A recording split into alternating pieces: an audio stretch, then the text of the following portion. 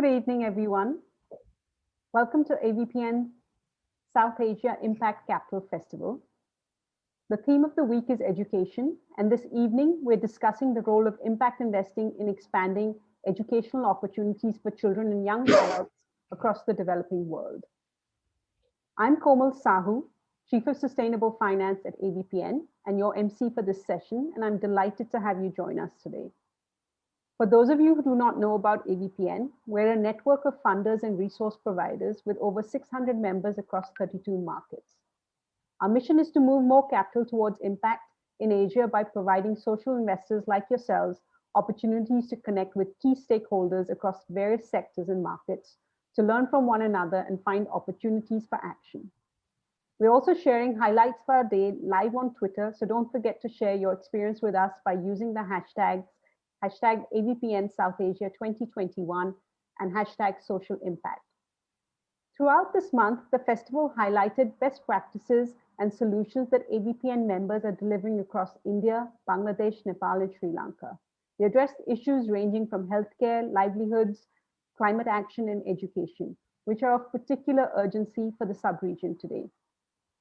A few housekeeping announcements before moving to the program. If you have any questions for your speakers in relation to the session, we will be holding a Q&A at the end, so do stay with us till the end. Feel free to type up your questions in the Q&A pod, and we will convey these questions to our speakers. Due to time constraints, the speakers are not going to be able to respond to all the questions. Do download any session resources. Please click on the download icon in the agenda page beside the session title. Our partners have set up virtual booths with useful guides and resources. Please click on Festival Partners tab to chat with the relevant partner representatives. To continue chatting with your speakers and fellow delegates in this session, please make full use of the messaging function or the event feed in the platform. Finally, please note that this session will be recorded and you will be able to access the recordings after the festival. From now, here to kick off the final discussion of the day, and indeed the festival month, is Shantanu Ghosh, CEO, Social Finance India. Shantanu will be moderating this session and will be speaking with Shweta Sharma Kukreja, Managing Director, Central Square Foundation, Dheer Janagram, Founder Director at Language and Learning Foundation, Manjula Kalyana Sundaram, Managing Director, SBI Foundation, Adwait Heber, Head of Corporate Services and CSR at IndusInd Bank, and Prachi Windlass, Director and Michael and Susan Dell Foundation. Shantanu, over to you, please. Thank you, Komal.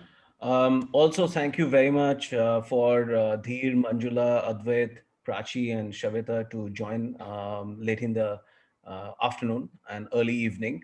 And thank you everyone who's joined at this time. The way we're going to run this session is really in three parts. We're going to spend a little time understanding what the innovative finance drive is for, but that'll be a few minutes. And then really talk about two different types of finance instruments that have been used recently. One being a guarantee model for the Haryana Foundational Learning Program, and another which is a conventional impact bond model which is being used at scale in India. And we have an absolutely terrific panel to talk about it. For the Haryana bond, we have almost all the stakeholders, the funders, the agency that is actually driving the interventions on the ground, the guarantors, and social finance is pleased to have all of them as part of the program convener. And for the impact bond, we have Prachi from Michael and Susan Dell Foundation, who is one of the leading players and stakeholders in that bond. If you can go to the next page, please. So I think just to set the context, the whole thing about innovative finance mechanisms needs to be understood in the context of developmental programs. This is not about being creative in financial markets. This is really solving for a fundamental need in the developmental space, which is how do you create funding for more outcome-based programs? And the outcome term is very important because outcome as opposed to inputs or outputs carries naturally a level of uncertainty with it. So the innovative finance mechanisms is really nothing but trying to ensure that that risk and that uncertainty is well managed. That's point one. And point two is that their structures typically should have a correlation between the cost of the program and the level of outcomes achieved. There is a third element to innovative finance, which is all about getting more money into the sector. Development sectors obviously have philanthropic capital and government spending. And one of the objectives, the third objective for innovative finance, is how do you use that spending to be catalytic to attract much more commercial capital into the sector, which can earn a return, but which can earn a return by maximizing impact. Now, if you look at, therefore, the three elements to it, there are multiple types of structures which has happened, whether it's performance-based contracts, whether it's price-based challenges, or it's program for results. There are different nomenclature for trying to address these two things, which is outcome-based financing and pay for success, which is the correlation of spend to results. If you can click once more, please. And then the whole concept of what kind of finance is relevant for that. And the term blended finance really talks about different types of capital, which have different objectives. So philanthropic capital, obviously an objective of driving impact. Government funding has social obligations and social impact at their heart. And similarly, commercial funding wants to earn a return while being responsible for social impact. And the reason for blended finance is really to create multiplier effect and enable the philanthropic funding to be used as catalysts. We all know that from a SDG perspective globally and in India, there is a significant amount of gap between what funding is available versus what is required. The gap is put at 4 billion, 10 billion, depending on what reports and what type of model you look at. The bottom line of that is that without using catalyst models, that gap will never be made by doing a little bit more. And that's the whole purpose of trying to do innovation in finance, which is what social finance India wants to do and social finance globally tries to do. If you can go to the next page, please.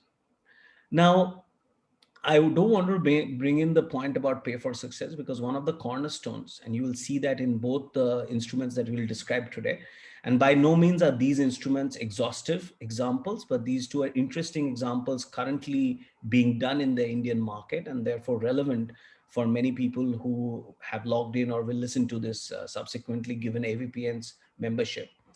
And that really is to A, focus on outcomes, and B, really create the correlation so that the overall spend is related to the levels of outcomes achieved. If you can go to the next page, please. So if we talk about the Haryana program, and I'm going to spend a couple of minutes on this slide. If you look at the left-hand slide, really the program objective is to improve foundational language learning for 115,000 students in 3,300 schools in Haryana, government schools. And it's totally focused on outcome, which is the learning ability and the proficiency of that learning. From an India education perspective, at least before COVID, a large part of the quantitative problem was solved for. We had 99% plus, people going to school who are eligible students. However, we had a really big problem in terms of quality of learning. All sorts of surveys and all sorts of research has shown that the grade level proficiency of students in Indian schools were very, very poor. Half or 2/3 of people in grade could not, did not have grade level proficiency of that particular grade. And therefore, this entire program was focused on improving the grade level proficiency in language. The program size is $2.3 million. And if I were to look at the right-hand side, it works with the following stakeholders. We have IndusInd Bank and SBI Foundation really providing the funding, the core funding for this program. And that's represented by Advait and Manjula respectively. We have Language and Learning Foundation, which drives the interventions on the ground, which is represented by Dheer, who runs that. The outcome evaluator is educational initiatives, who are an independent agency with significant amount of experience and expertise in understanding how to measure learning outcome gains over a period of time.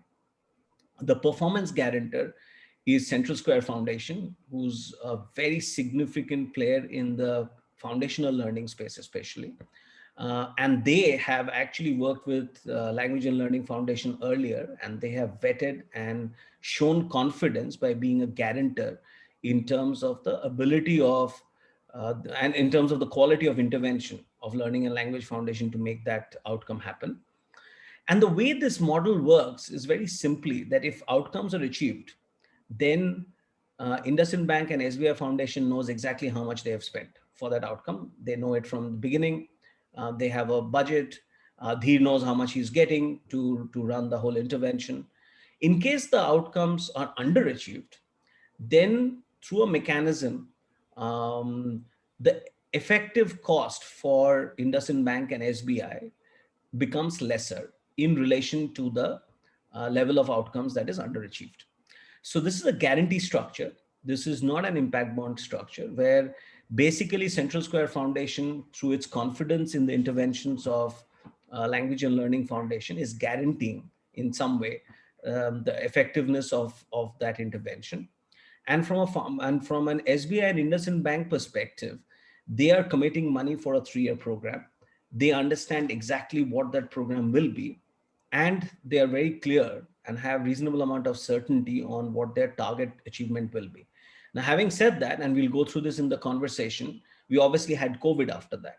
And I think it's one of the things about this kind of a program that a situation like COVID brought everybody together to then adapt and innovate and see how to keep the core premise and the core objective alive in a time when almost all assumptions had to be completely relooked at. And we'll spend some time talking about that. If I can go to the next page, please. So why is performance guarantee ideally suited for CSR? I think one of the reasons for that is that given the CSR regulations and given the need for CSR in terms of what money they can spend for what kind of reasons, the structure of a guarantee actually works very well for them. The guarantee structure reduces overall cost because there is no premium to be paid to a commercial investor. There is no commercial investor here. The structuring is much more simpler because the kind of fund flows are much more simpler. And it allows the CSR money to be used at scale and on a consistent basis over a period of time with multiple parties working with them to ensure that there is continuous adaptation to drive the effectiveness high. So with that, and we can take questions later. With that, what I'd love to do is to really invite first Dheer, if I may, because he's really at the center of this. He's doing the work on the ground. To talk about two things, Dheer. One is, you've been doing similar stuff earlier in smaller scale in multiple places. What interested you and excited you to become part of this structure? Because most of the other stuff that you've done it in a much more conventional ground-based kind of model, A. And B, if you can, from that conversation, what interested you initially versus what you've seen over the period, what are 2 or 3 hypotheses that has held, and what are 1 or 2 hypotheses that you've had to change in your mind? Right. Thank you, Shantanu.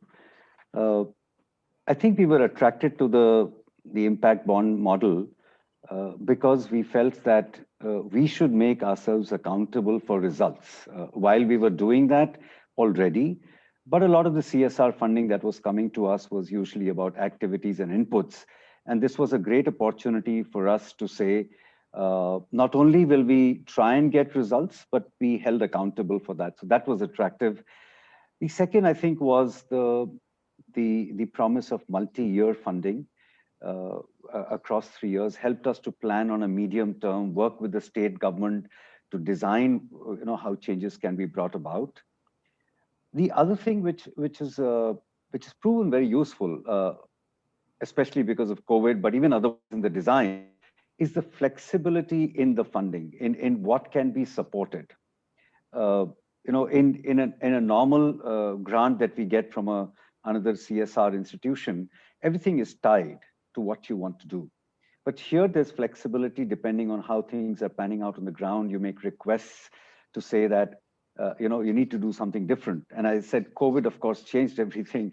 And we've been very lucky to have this format where both IndusInd and SBI Foundation have been very flexible in seeing what is required on the ground. So I think overall, that has been what got us into the impact bond model. And all of it has been very useful for us. It's also helped us organizationally to shift from what we were used to on an input model to actually drive a culture of a results-based functioning within the organization. You also asked me if what's worked out well, what were the challenges? As I said, some of these things worked out very well and therefore absolutely crucial, especially given COVID. We could continue to focus on learning outcomes even in such a difficult year. And both the organizations that were providing funds were very understanding that things have to be done very differently. The whole model changed and we were able to adapt to that. There were challenges, of course, and some of these challenges were self-imposed. We believe strongly that this is not just to show change or learning improvement in 115,000 children. The idea is that present a model that is sustainable, can be scaled, can be used elsewhere. And therefore, we worked on a government-led model. We were, of course, doing a lot of the things, but the model is completely government-led. And the idea being this, that there is change in the commitment and capacity of the state government to implement programs at scale, even after we are out of this. So that's been a big positive, but also a limitation in some ways. We know when we work with the government so integrally, there are challenges of changes in leadership, competing priorities, a lot of programs and other priorities that happen, several delays in procurement, etc. But overall, I would say that it's been an exemplary model of where a government and NGO partnership has worked to impact learning at scale. And while we started with 175 schools, then we went to 1,000 schools and 3,400, and the government is already committed to take it statewide already next year in about 8,700 schools. So that way, I think it's been a great model. And the last point I'd like to make is this, that we are not in it alone. We've got partners, strategic partners, Central Square Foundation, Social Finance India, IndusInd Bank, and SBI Foundation. So there's a lot of scope for brainstorming and then responding to situations that arise. We don't feel we are the only people who are implementing, have to think of solutions. So overall, I would say it's been a great model for us to bring about large-scale change that can be sustained. Wonderful. Thank you, Dhir. And we'll come back to the COVID question later because that will be a very interesting conversation. Advait, if I can bring you in here because you're the lead funder in this. So first, is this one of your larger single program kind of outlays? A, and B, again, just a simple question. What attracted you to start with this? Is because I'm assuming this is not how you've always done business. So what made you take this up? So to your first question, we are also into water and environment in a big way. So we have large projects that we are investing under CSR. So, but coming specifically to the education program or the impact bond, I've grown in Delhi. I'm a Kannadiga. I'm from Karnataka. Grew up in Delhi. So I had a problem where at home we would speak Kannada. With friends it would be Hindi, Punjabi, and Bengalis, and in school it would be completely English, right? So as a trilingual, looking at thinking in one language, speaking in another language, applying it to a third language was a challenge.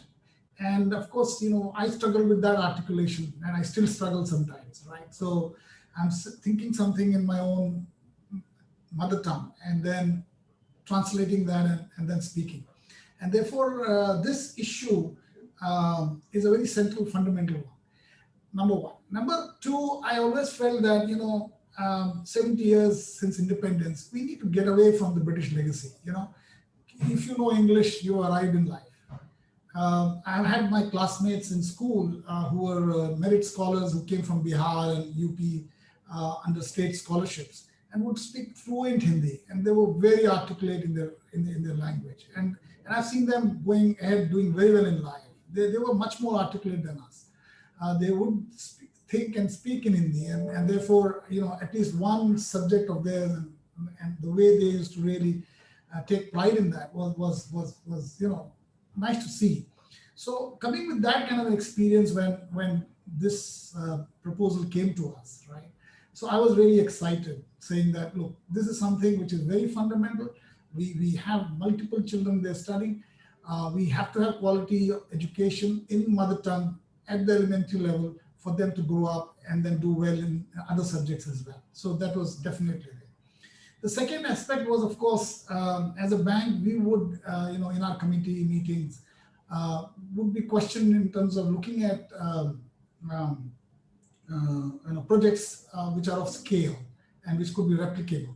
So, and that was a big challenge when CSR came in, because the moment we went to any of the NGOs or implementing agencies, they would be expert in a certain terrain. And India being kind of a diverse country with so much of diversity and intricacies which are there, social and political, behavioral, what you have, asking an implementing agency to go into another area to pick and drop a model, probably we would get an answer, no, we are in the state and we specialize in that. So here came kind of a proposal which said, look, we could look at a model, and it's not you and me alone. There are guarantors to this, there are evaluators to this. There's a whole lot of expertise that is coming in. And as he rightly said that anything that we do that has to have of scale, government has to get involved, completely engaged. Without the government, I think it will be foolish for us to think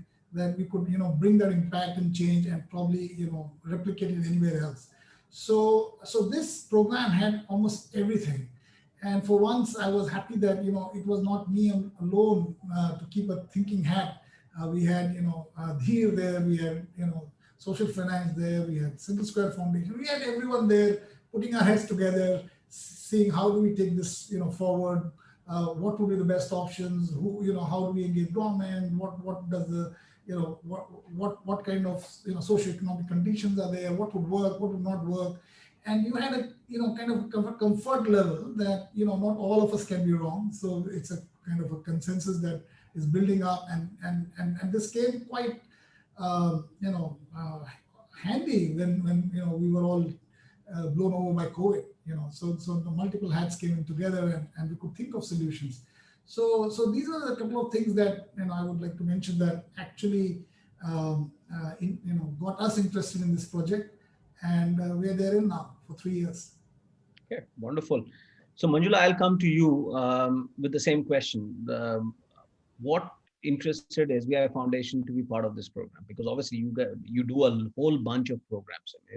SBI Foundation has a very significantly large outlay, and this is possibly one of the smaller outlays not smaller outlays, and the percentage is small. But what interests you? What excites you to invest your time in this?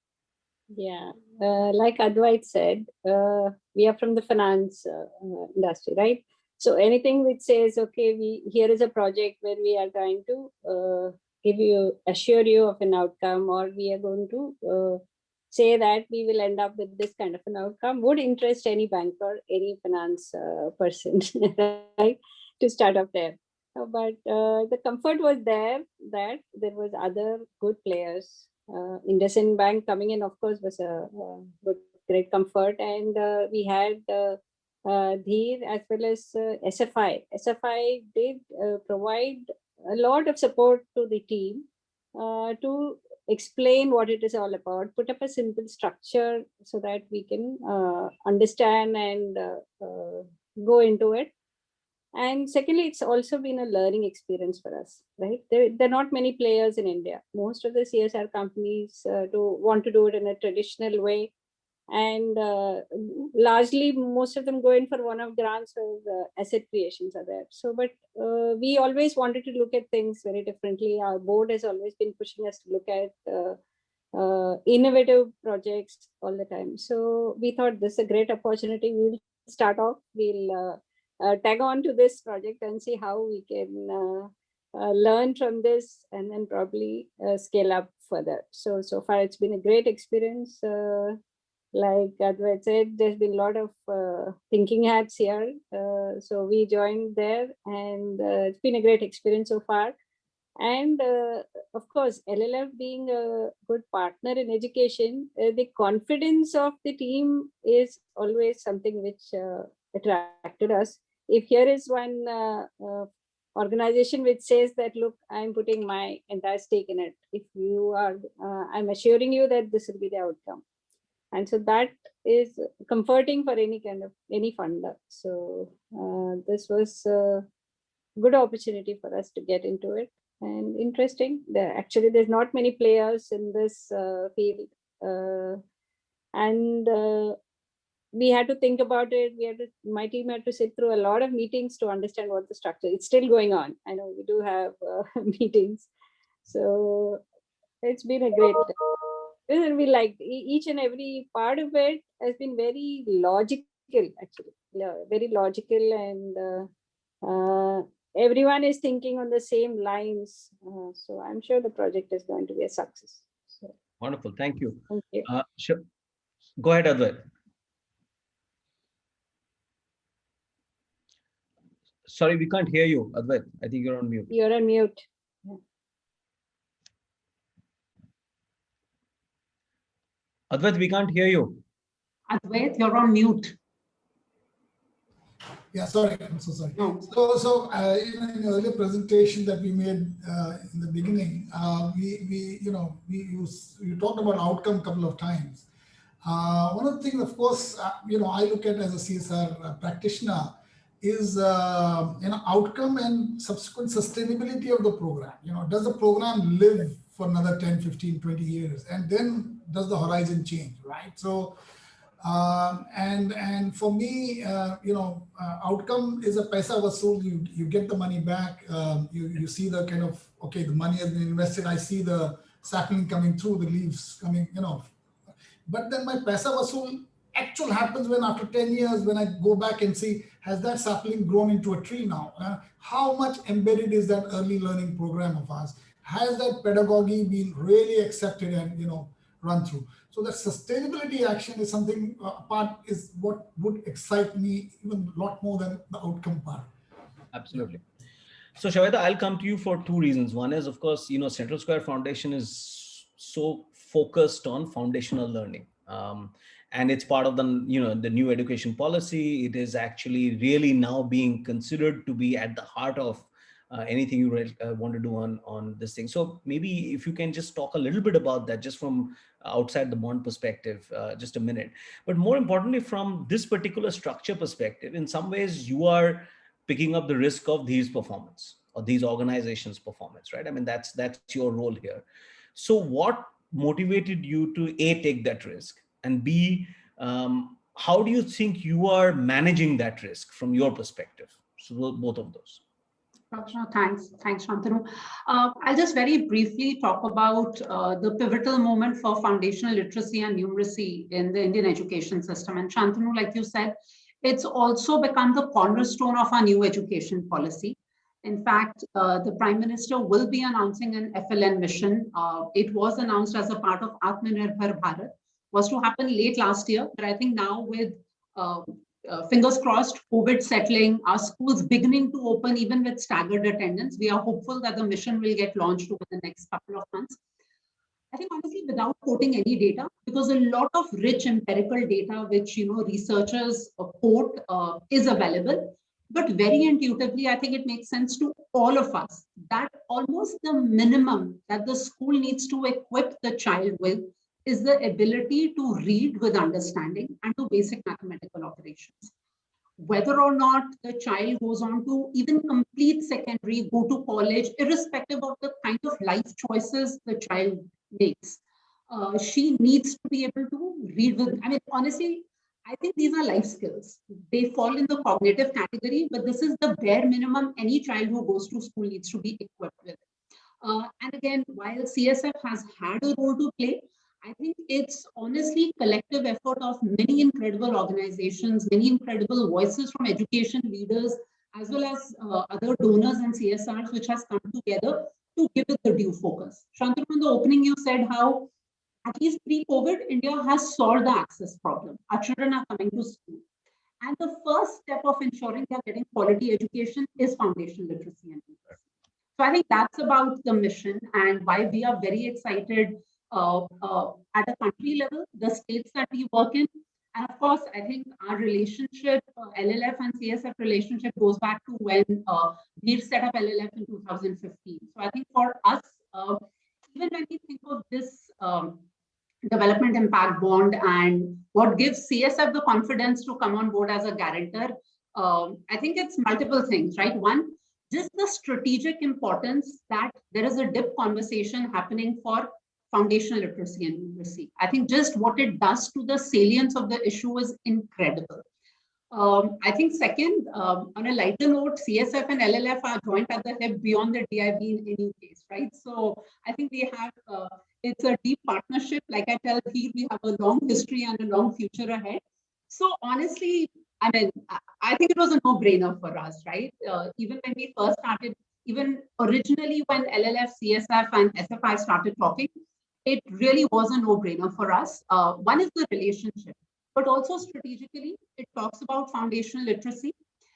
Like Advait said, and both Advait and Manjula said, right?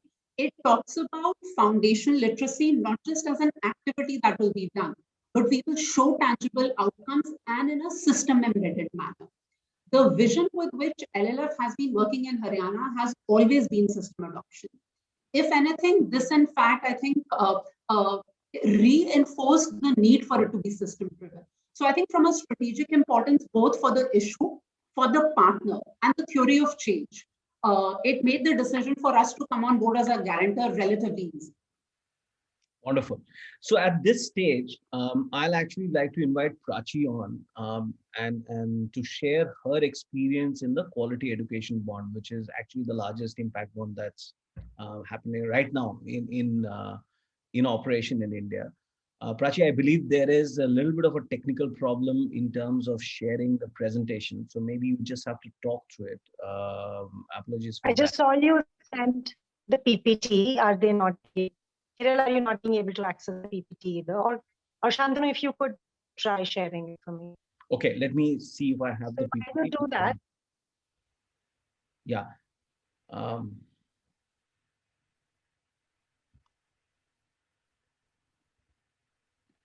Prachi, I haven't got the PPT as yet. So could I just request you, why don't you start giving the background? I think Hiral, if she can access the PPT and put it up, then that'll be great.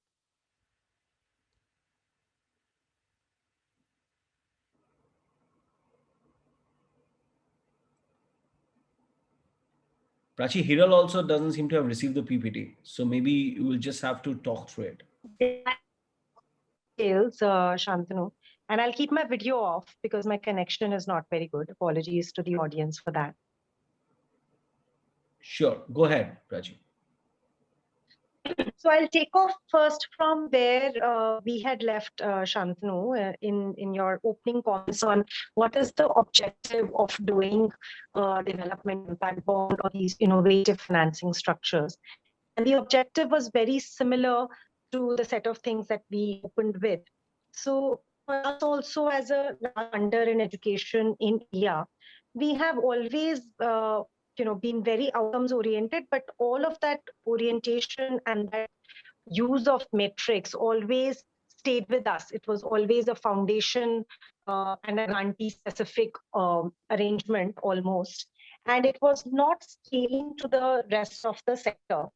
So that was one big objective for us, that how do we as a sector have some common metrics and as a sector follow the outcome oriented approach versus just one funder asking for it. And then comes the connected objective of attracting more money, more resources to the interventions which are actually functioning well. So I call it better money and more money, better money in terms of achieving higher outcomes, and more money in terms of being able to attract more resources, but attracting those resources towards higher performing interventions. So with that objective, we had structured the Development Impact Bond, and it is the largest such bond in India right now. The structure is such that there is a set of outcome funders, which is organizations like us who are saying that we are going to pay if a certain learning outcome is achieved by a set of interventions. In this case, those outcome funders are us, DFID, British Asia Trust. And there is a risk investor, which is UBS Optimus Foundation in QEI DIB.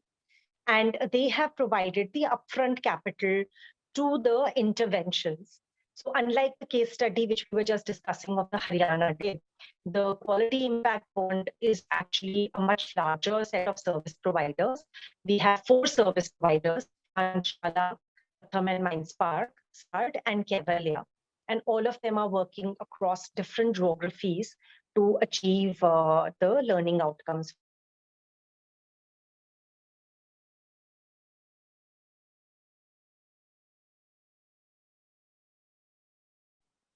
We seem to have lost Prachi. And as these service providers, through their interventions, they would approximately impact 300,000 unique school students over 4 years. And these are the organizations which are receiving the upfront funding from the risk investor. The outfunders have committed a pool of approximately $10 million over 4 years for this program. And the evaluation, the learning outcomes are being conducted by Grey Matters India. So this is the structured program. The service providers are a lot of organizations which have a track record, and that's how their goals have been set, basis which the program aims will be made.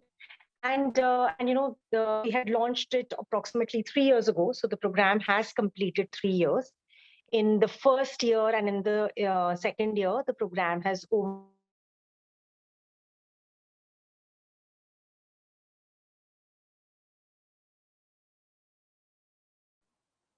Prachi, we've lost you again.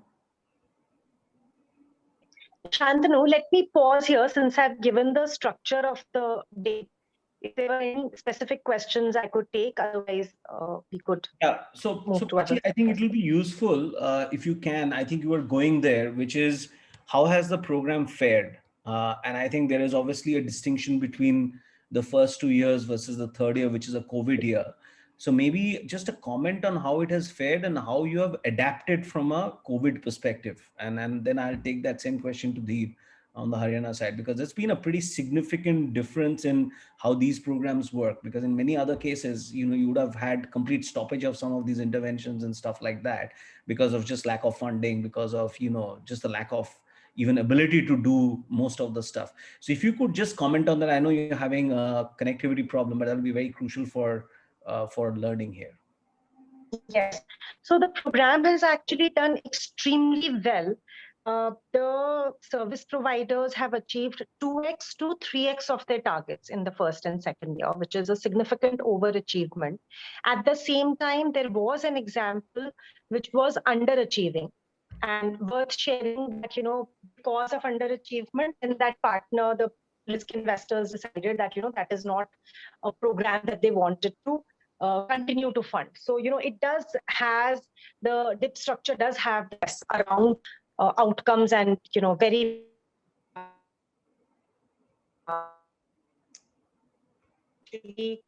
performing well. Interventions are performing well. Going to the COVID performance, that has also been actually very, very good. Oops.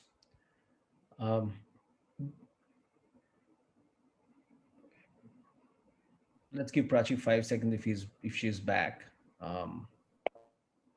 This comment, Shantanu, and then we should move to other speakers, that the COVID performance has also been very good. We have seen that in overall in the country, we're seeing close to 15-16% digital access. In these programs, we have seen that service providers have really made the effort, and as high as 80-90% engagement is there. They're trying all means digital as well as a combination of offline and online.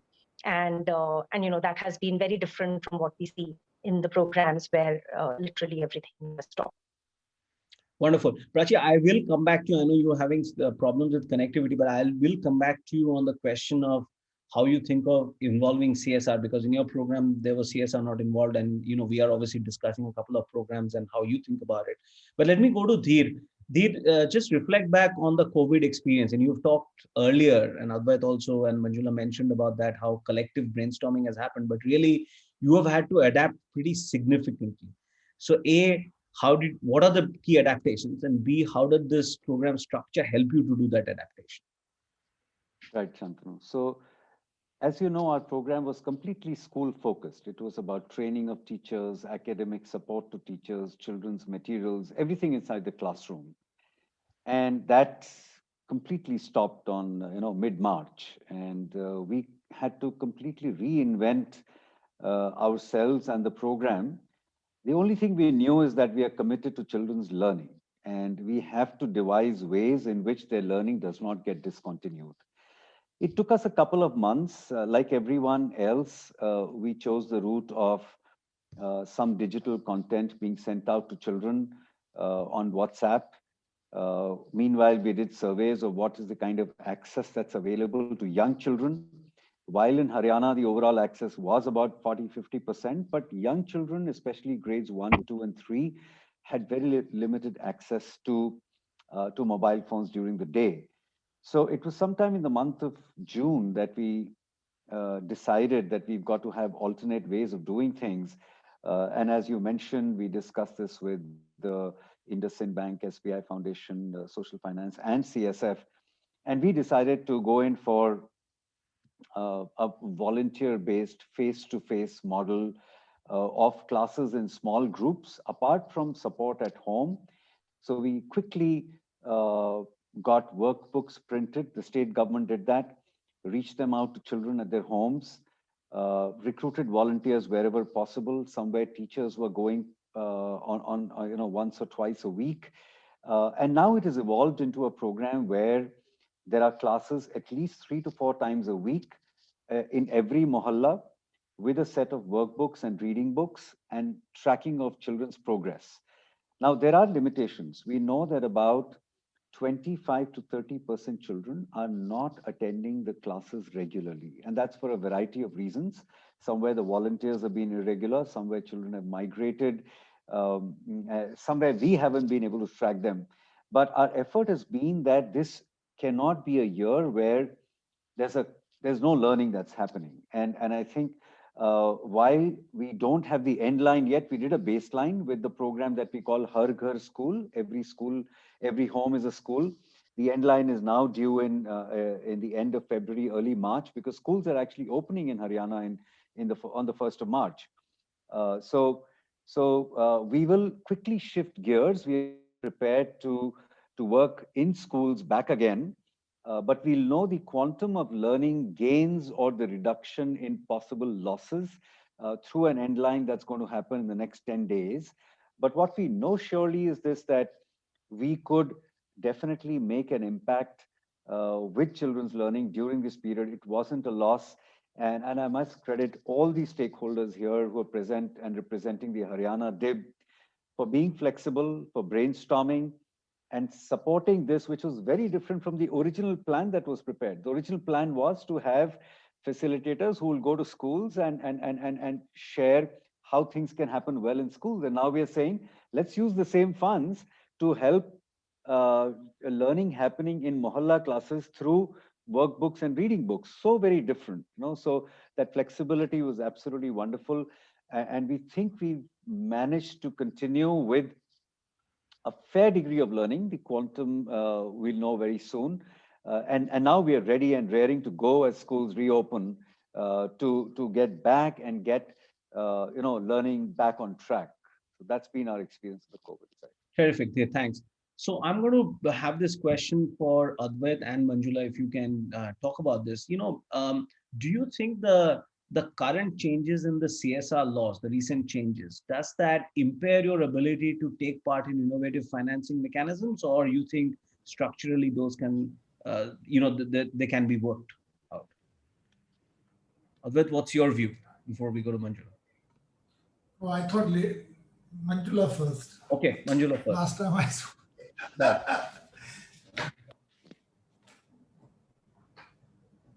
Manjula, you're on mute. Sorry. Okay, sorry. See, the COVID situation was something all of us wish hadn't happened, right? But it has also forced most of us to think of new ways of doing this. And I must say that Veer and his team are one of the few projects, education projects, which has gone ahead, found ways, found means, and gone ahead with the project itself in a different way to what was envisaged. I think this has come about, and the team could think quickly and come up with solutions because they were outcome based. Yeah. So Manjula, sorry, just to bring back the question. Am I digressing? I didn't get the question. Yeah, I think the question was that with the recent changes in the CSR laws, does that give you more freedom to do creative financing and programs, or does it actually impair your ability to do programs? Sure. I thought you were asking about the COVID situation. That's what I was talking about. We move from COVID. Sorry. Yeah, I think the CSR new rules itself has brought in a lot of accountability for the sector itself. The sector itself is very new, right? It's very in the nascent stage, still evolving. So we needed a lot of, I would say this new rules are more like kind of a guidance of how the CSR itself should be done in a more holistic way so that we can get the outcomes what we set ourselves up for. Like the impact assessment for more than 1 crore. Those are things which we ought to have done ourselves. But looking at the cost and other things, most of us were avoiding it, thinking, why add another, say, about 10-15% of the project cost goes on this. But now that it's been made mandatory, now people will be, all the organizations will be more focused on the outcomes of the project. So actually, it's going to help the space. Yeah. Great, thank you. Advait, your perspective? Oh, I completely agree with Manjula. I think the recent guideline that has come is to get more transparency into the way CSR functions. It is to, weed out, the night flyers, come in with a kind of a program and then say, let's do this kind of stuff. It talks about, first of all, it's now completely made it mandatory. It's giving you the flexibility of earmarking funds, which was for this year to be used, in subsequent years, over and above what your budget comes for the next year. So there's a whole lot of things that are, and also the implementing agencies really, applying and taking with Ministry of Corporate Affairs and taking a license kind of thing to, do the projects. So, this has brought in a lot more discipline in, and this actually would really help genuine, good, solid projects to find a good CSR investment coming in. I think it's a very good sign, and for CSR practitioners, it's good news. Wonderful, great. Prachi, if you can come online, there's a question specifically on the DIB, which is, if the DIB is for 4 years, how does the funding work, given that achievements or outcomes will be measured after 4 years? That's the question. I know, obviously, you will share a perspective which says how outcomes are measured much more frequently. So if you can talk about that.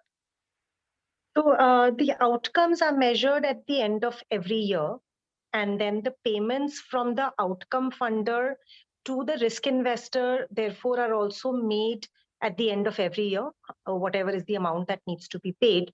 So therefore, and so we are running it as a cohort of 3 years. And so therefore, what will happen is that the outcome funders see it as a $10 million fund, but the risk investor can actually keep redeploying the money. That's what that's what UBS is doing. Right. Wonderful. There's a specific cost on the measurement and evaluation in terms of, is it disproportionate in these kind of models to the cost of actual delivery? So I'll give the perspective from the Haryana structure perspective. It is not at all disproportionate. It's actually very, very clearly defined, and it is very reasonable compared to benchmarks. And part of the reason for that is because the structure is relatively simpler. Obviously, the measurement and the outcomes are very, very clear, and the sampling size is statistically valid and stuff like that. And frankly, we are having to innovate on that also during the COVID time, because how do you measure, how do you ensure baselines and stuff like that? But again, Prachi, from a DIB perspective, how would you respond to that? Is the M&E cost disproportionate, or you think that for the kind of impact it creates, it's well within benchmarks, and how do you peg that?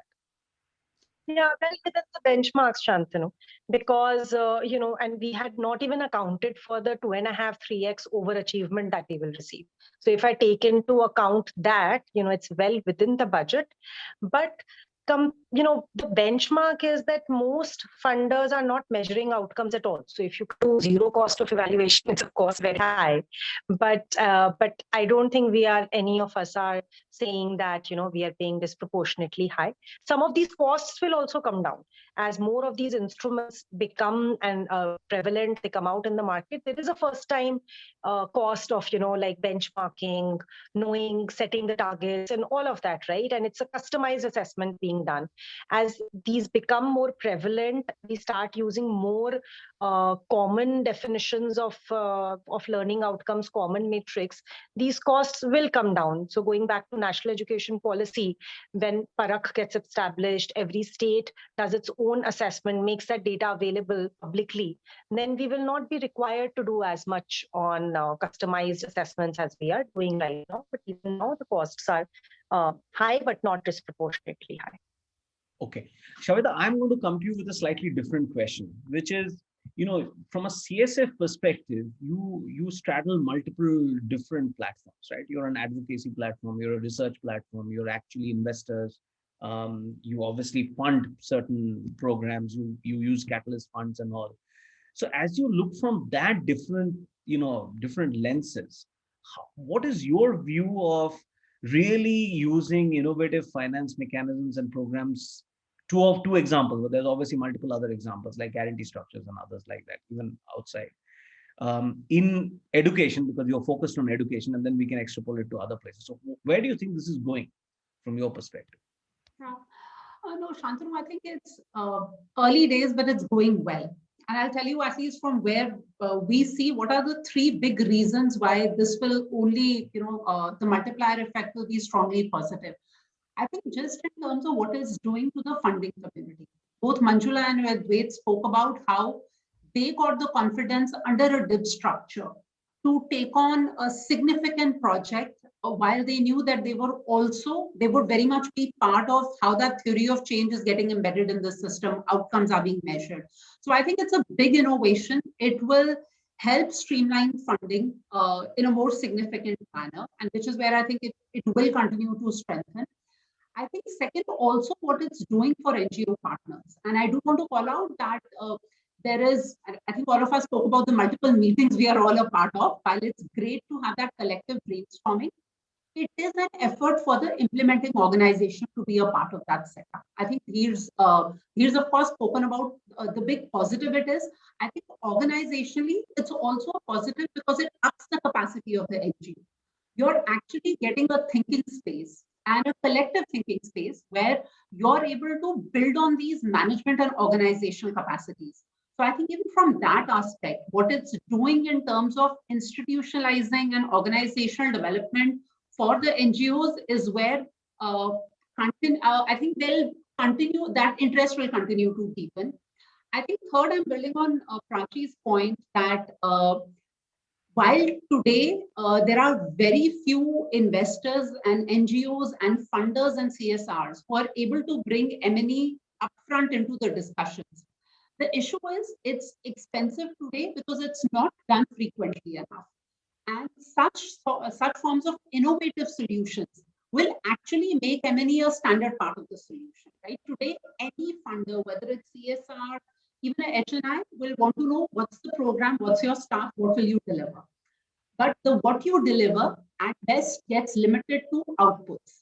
But what such innovative financing solutions will do is the ability for every donor, every funder in different capacities to be able to talk about M&E pretty much from the start of the program. And that's where I feel that these are still, it's a beginning of a journey. We're still very nascent, India as a country, when we look at such innovative financing structures.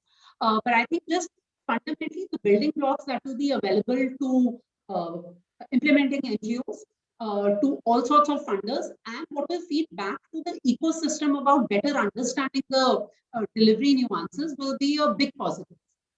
Wonderful, thanks. Dheer, I'm going to ask you the last question, if you can do a 2-minute. You talked earlier about how it's forced you or actually helped you to change the culture, right? In terms of focusing on outcomes, in terms of on your own organization. There's a question which I'm just paraphrasing a little bit, which is how tough was to change the culture? How tough was it to get the buy-in, both internally as well as from the broader ecosystem that you work in? And I know it's a long thesis question, but if you do it in 2 or 3 minutes. Sorry, you're on mute. I think as an organization, we were already committed to outcomes.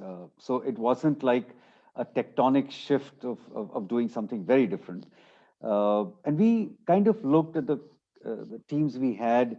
We looked at foundation learning almost as a right of children in early grades. So to that extent, selling it within the organization that we have to achieve it, we must achieve it, wasn't very difficult. Yes, as people realized that there are so many issues when you work with government leadership, and you cannot use that as an excuse to not achieve results. That's when people started to say, but this and that and the other. So to continue to say, while this, that, and the other is there, we are still committed to results, was a dialogue that was happening, is still happening with COVID and all of that.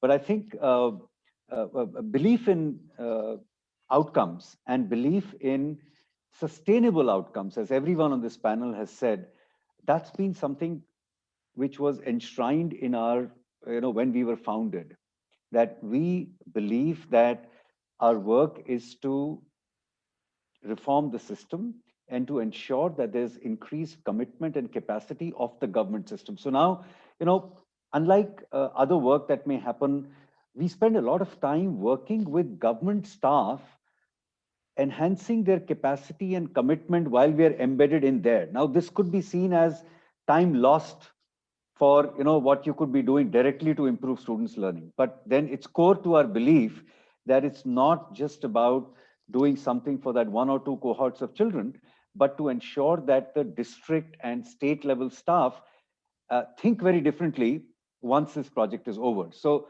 that part was there, but we have to continuously keep modifying that. Where it has helped us is, apart from the Haryana program, we do a lot of professional development programs, and they were being done with this, let's do a good program, everyone's happy, they have good perceptions of the program, but we said, no, what are the outcomes of that?